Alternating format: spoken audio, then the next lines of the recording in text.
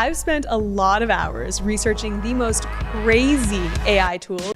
And here's one of the crazy ones, Pika.art. You can add sound effects to your AI videos. Just enter your text prompt and make sure you turn the sound effect button on. And that's it. And here's the final result. Here's one more. So cool. Now before you go, click on this link below and watch these more insane AI tools.